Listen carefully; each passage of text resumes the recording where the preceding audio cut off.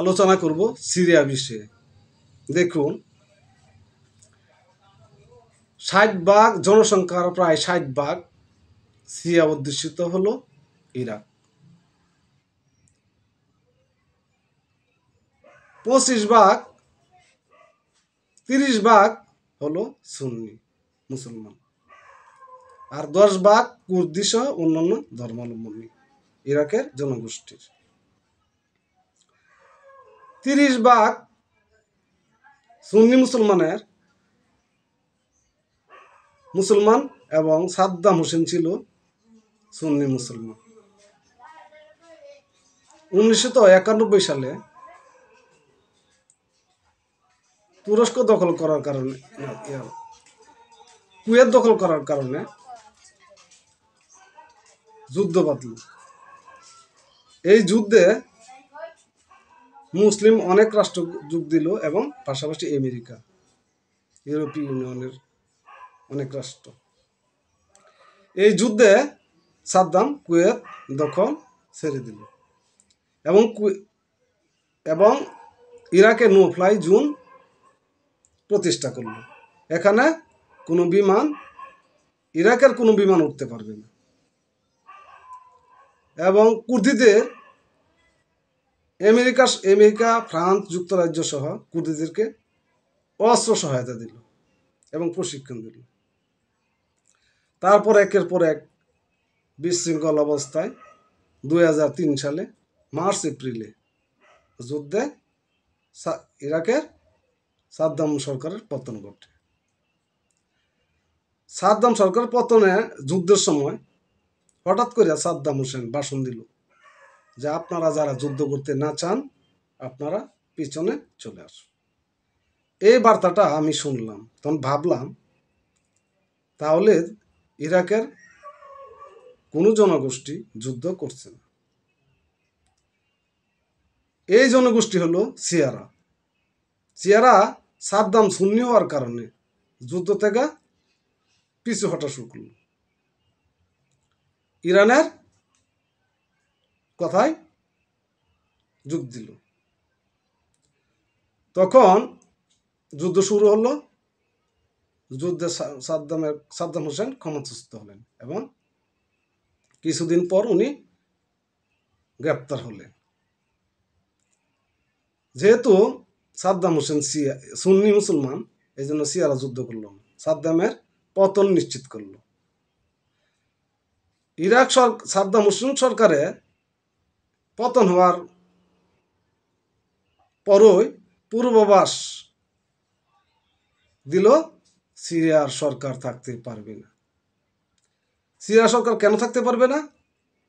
সিরিয়ায় হলো 70% জনসংখ্যার 70% সুন্নি মুসলমান, আর 25% হলো শিয়া, আর বাদ বাকি অন্যান্য ধর্মাবলম্বী। যেহেতু সাদ্দাম হোসেন সুন্নি মুসলমান হওয়ার কারণে শিয়ারা যুদ্ধে জড়ালো না এবং অসহযোগিতার কারণে সাদ্দামের পতন হলো। সুন্নিরাও বাশার আল আসাদকে থাকতে দিবে না, আজ না হোক কাল, আমি মনে মনে এটা ভাবলাম। দীর্ঘদিন পর বিভিন্ন বিশৃঙ্খলার মধ্য দিয়ে বাশার আল আসাদ দেশ চালাতে থাকলেন। আরব বসন্ত দেখা দিল। আরব বসন্তের ঢেউ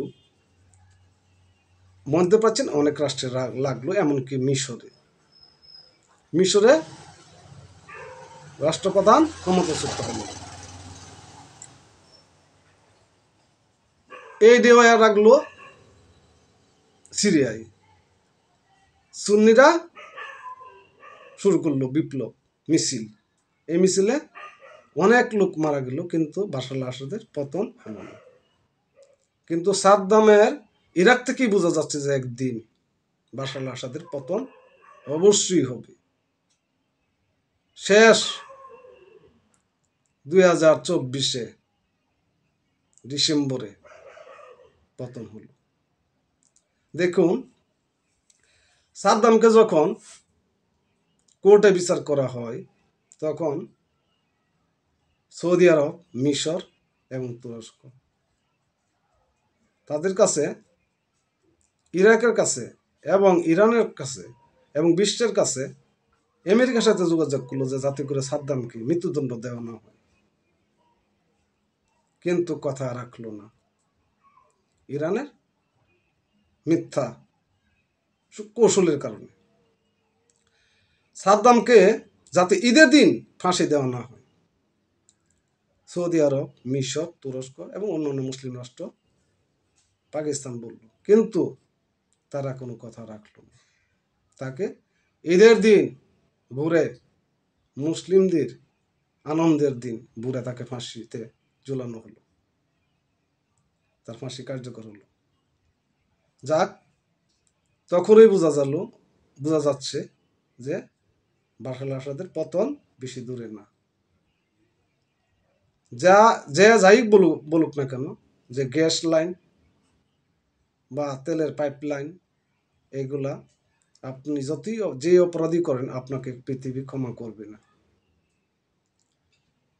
এটা আসলে শিয়া সুন্নি দ্বন্দ্বের কারণে বাশার আল আসাদের পতন হয়েছে এবং শিয়া সুন্নি দ্বন্দ্বের কারণে সাদ্দাম হোসেনের পতন হয়েছে। কিন্তু এই ঢেউ, এতগুলা মানুষ ফিলিস্তিনে মারা গেল, মিশর, জর্দান,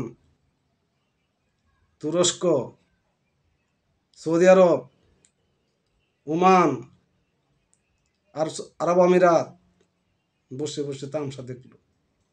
কোনো সর্বাত্মক আলোচনার চেষ্টা করেও এরা এই লোকগুলা হত্যা বন্ধ করতে পারল না। কারণ দুর্নীতির মামলা আছে নেতানিয়াহুর বিরুদ্ধে। নেতানিয়াহু যদি এইটা যুদ্ধ বন্ধ করে, তাহলে দেশের বিচার চলবে এবং তার বিরুদ্ধে একটা রায় হয়ে যাবে। সে যত যুদ্ধ চালিয়ে যেতে পারে ততই তার জন্য মঙ্গল। সে মানুষ মারা যা গেল তাতে তার কিছু আসে যায় না, সে তো রক্ষা পেল। কিন্তু দেখুন, আন্তর্জাতিক আদালত থেকে তার বিরুদ্ধে গ্রেপ্তারি পরোয়ানা জারি হয়ে গেল, সে কোনো রাষ্ট্রে যেতে পারবে না। অপরাধ কেউ দেখুক আর না দেখুক, আপনি যদি অপরাধী হন অবশ্যই আপনাকে বিচারের আওতায় যেতে হবে। আমাকেও যেতে হবে, আপনাকেও যেতে হবে। ক্ষমা নাই, অপরাধের কোনো ক্ষমা হতে পারে না। সবাই ভালো থাকুন, সুস্থ থাকুন, ধন্যবাদ।